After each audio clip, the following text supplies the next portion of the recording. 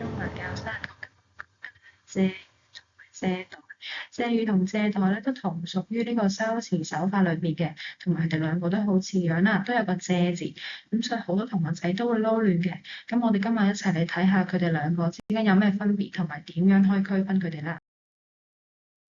首先第一借法先啦，咁判斷係咪借語咧，個最簡單嘅方法咧就係睇下佢可唔可以轉換成一個名語句。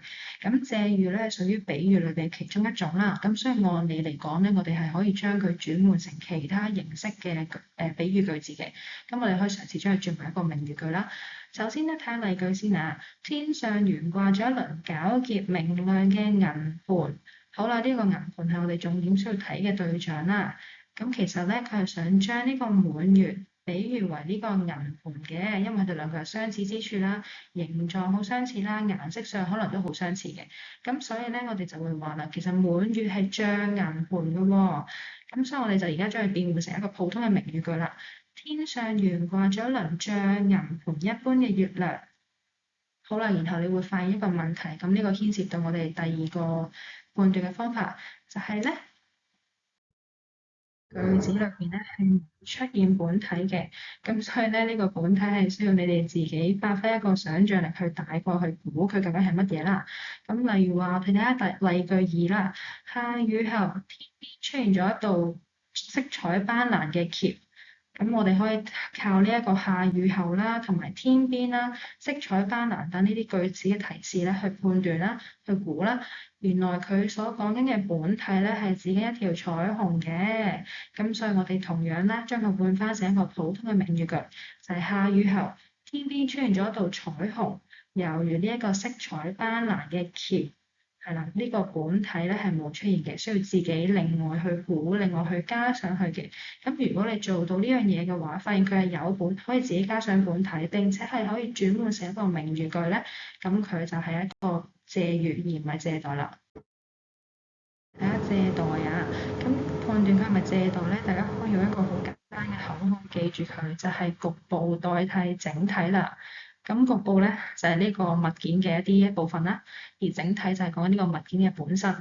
好啦，我哋睇呢個出自於赤壁懷古嘅呢個例句啊，檣櫓灰飛煙滅。好啦，呢個檣櫓咧就係指緊一個船嘅一啲部分零件啦，係咪？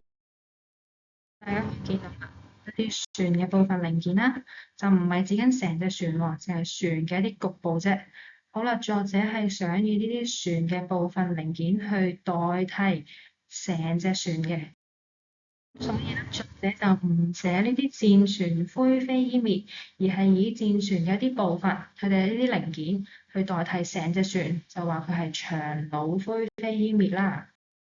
到呢一度借同借代有一個基本嘅認知啦。咁最後咧，我哋做一個小練習，用兩個通俗嘅香港嘅一啲網絡用語去幫大家分辨翻借語同埋借代。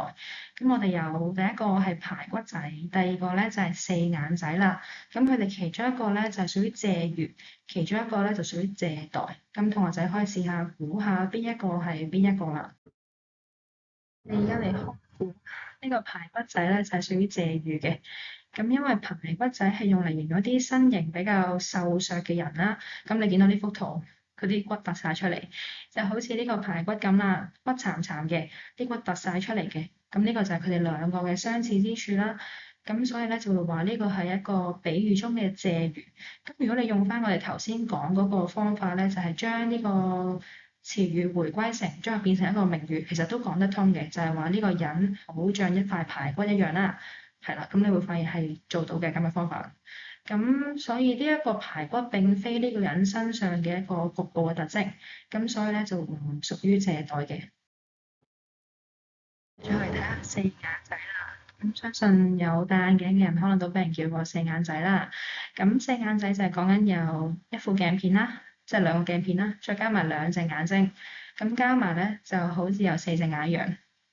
咁並唔係指緊呢個人生得似又似係四隻眼，而係呢個人咧鏡片加埋兩隻眼，好似四隻眼一樣。